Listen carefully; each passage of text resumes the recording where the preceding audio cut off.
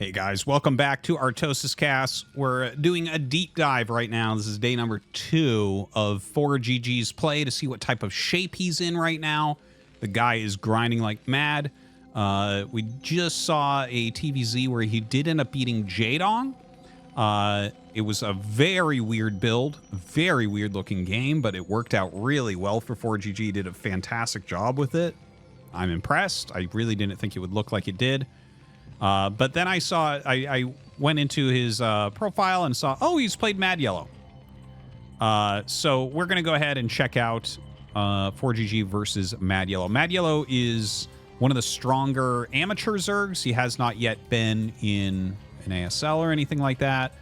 But he's very good, very well known. He is a ladder grinder, and he's very aggressive, which will be a different style than what we saw from Radeon. Radeon's a little bit middle of the road right now. He used to be a more aggressive Zerg. He's not really as decisive as he used to be. MadYellow, though, in general, plays a very, very aggressive style, generally with Zerglings and Mutas. So, yeah, there you have it. That's I think that's a good thing to put ForGG up against and see how he fares. Okay. So, yeah, we have MadYellow up there. Down here in the bottom left, we have ForGG. I want to thank you guys for checking out ArtosisCasts. It is very appreciated. I hope that you guys have been enjoying the content. The channel's been doing great recently. I appreciate it. Following, liking, leaving a comment. All those things are great and really help. It is really heartwarming to see the channel continue to grow as we get more and more people back into StarCraft, or even some people, as I found out recently, into StarCraft for the first time. So welcome, everybody. This is the best game ever made, and probably the best game that ever will be made. It is very, very hard for me to imagine anyone making a better competitive game than this ever. It is the most infinite... What the hell are you doing, ForGG? This is the most infinite skill cap game there has ever been. Now, this is older than the dirt of the earth, this build. MadYellow is going to see it. This is a funny thing. I use this build against MadYellow. I actually play MadYellow on the ladder a lot. He beats me like 90% of the time, but every now and then.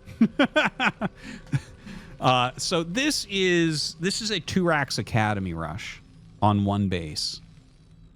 This is just so old. This is from like 2006 or so is probably the last time that this was good in the meta. Which is funny because just recently we casted a game on this channel of Nada doing this build.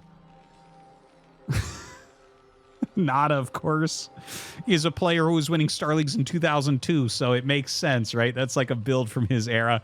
The thing is, ForGG was a pro gamer the last time or maybe he was a practice partner at that exact time, the last time that this build was good or considered good. I don't know that MadYellow will end up losing to a build like this, but we will see. And just for the reason why I use this, you probably don't care, but the reason I use this against MadYellow is because we have a little bit of latency. He normally goes pool first. And against pool first, this is a much better build.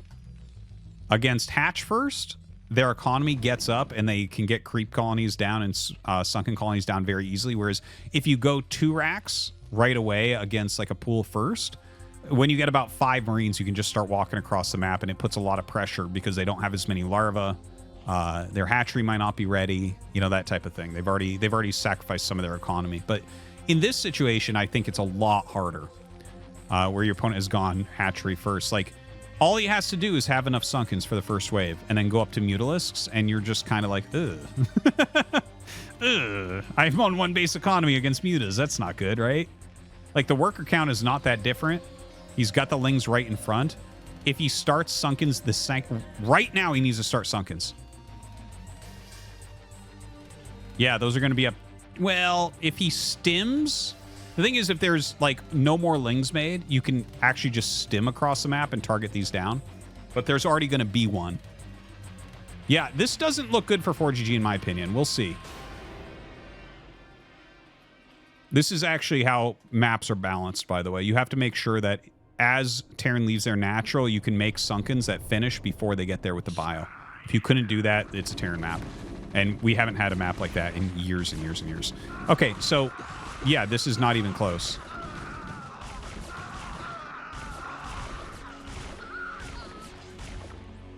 Well, that's no good. Range is on the way.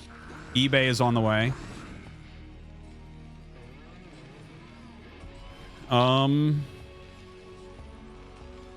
Okay. Factory coming up. Like, this is all pretty normal. From here, generally what you would do is go up to either Valkyrie or to Science Vessel and go for tanks and do a follow-up push. That's what we saw Nada do. I think it's probably the best thing you can possibly do. You have to get some sort of splash damage deal with mutas, or pure muta would kill you. And then you need to get something to push through Sunkens, which is just exactly siege tanks.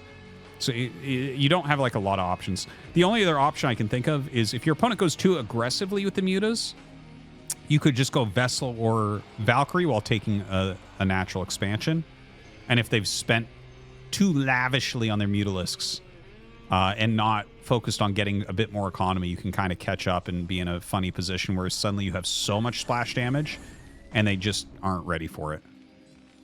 You know, you have 3-4 Science Vessels, their mutas have been disabled, and suddenly you get map control and you have your natural up. It's like, oh, look at that. Okay, so Starport is on the way. The muta's going to fly in and slow that down.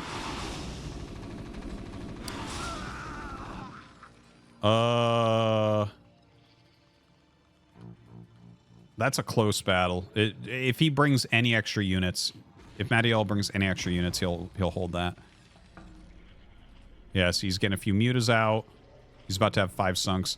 Against the 4 with 1 damage, and they have range, it's much more likely. But yeah, as this is finishing, you can't do anything with that. Didn't get there in time. So canceled this starport, restarted up here. Okay. Maybe a better defensive position. Notice that there is a drone over here kind of ready as soon as he feels like he can take a third. Good solid play from MadYellow.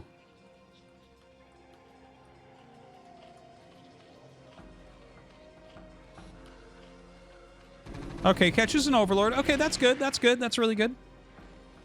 The muta's flying in, though. He's got so little anti-air.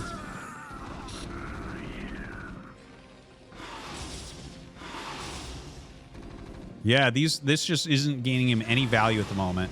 Realistically, those should have just gone home.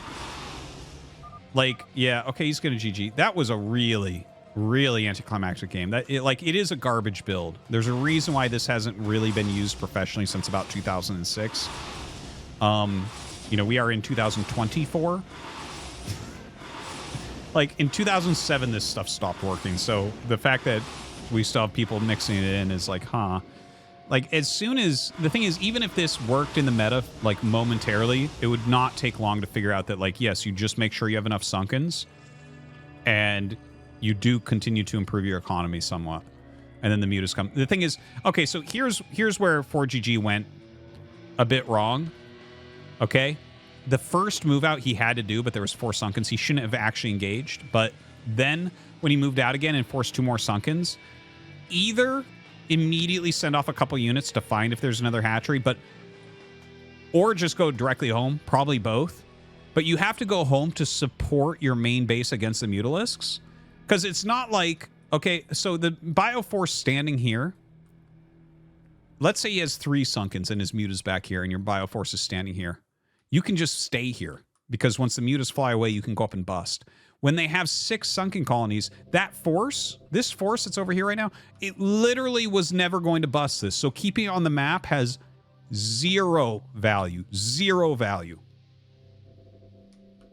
Not a great sign for ForGG's play. All right. Anticlimactic, but this can happen. GG.